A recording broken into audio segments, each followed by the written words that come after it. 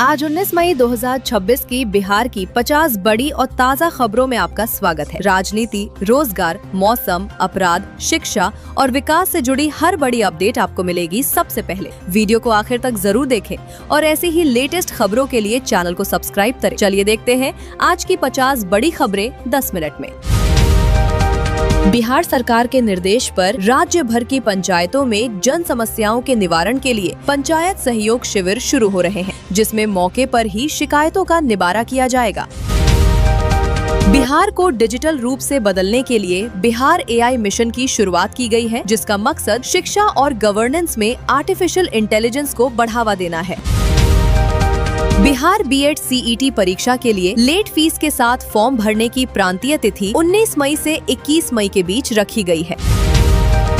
पटना में कामयाबी के बाद बिहार के 32 और जिलों में महिलाओं की सुरक्षा के लिए पिंक बस सेवा शुरू करने की तैयारी चल रही है। IMD ने बिहार के पड़ोसी इलाकों और झारखंड में भारी आंधी और 40 से 50 किलोमीटर प्रति घंटे की रफ्तार से चलने वाली हवाओं को लेकर ऑरेंज अलर्ट जारी किया है।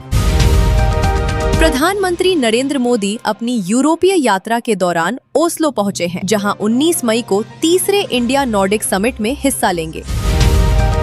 नीट पेपर लीक मामले में CBI की तेजी बरकरार है और लातूर कोचिंग सेंटर पर छापा मारा गया है। वहीं सरकार ने री एग्जाम के लिए कंप्यूटर आधारित टेस्ट और 0 फीस का ऐलान किया है। भारत ने कोर्ट ऑफ आर्बिट्रेशन के फैसले को नल एंड वॉइड कहकर खारिज कर दिया है और साफ किया है कि पाकिस्तान जब तक आतंकवाद नहीं रोकता, ट्रीटी ठप रहेगी।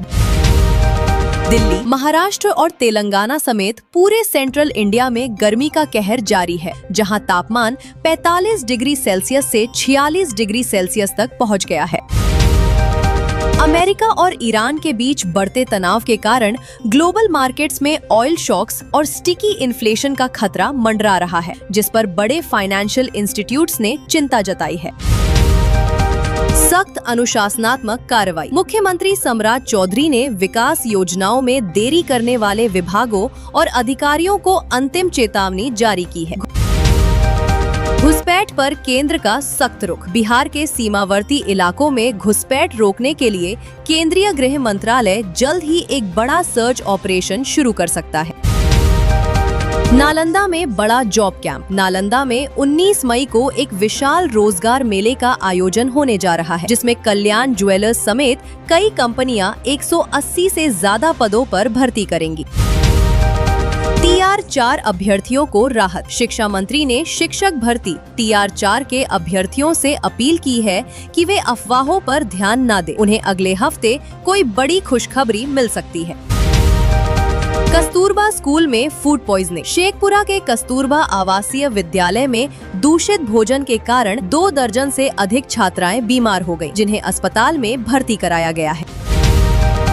NOC पद्धति में बदलाव। राज्य के निजी शिक्षण संस्थानों को दी जाने वाली NOC प्रक्रिया को पारदर्शी बनाने के लिए शिक्षा विभाग नियमों में फेरबदल कर रहा है।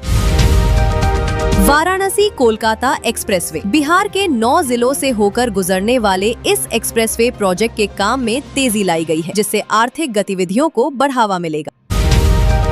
पटना मेट्रो का विस्तार। पटना मेट्रो परियोजना के तहत जून महीने में 2 नए अंडरग्राउंड या एलिवेटेड स्टेशनों को आम जनता के लिए खोलने की तैयारी है। रक्सौल एयरपोर्ट का कायाकल्प। बिहार को एक और हवाई कनेक्टिविटी देने के लिए रक्सौल एयरपोर्ट के बुनियादी ढांचे को अपग्रेड किया जा रहा है। बिहार झारखंड नई रेल लाइन। दोनों राज्यों के बीच व्यापार और कनेक्टिविटी को मजबूत करने के लिए एक नई रेलवे लाइन परियोजना को हरी झंडी दी गई है।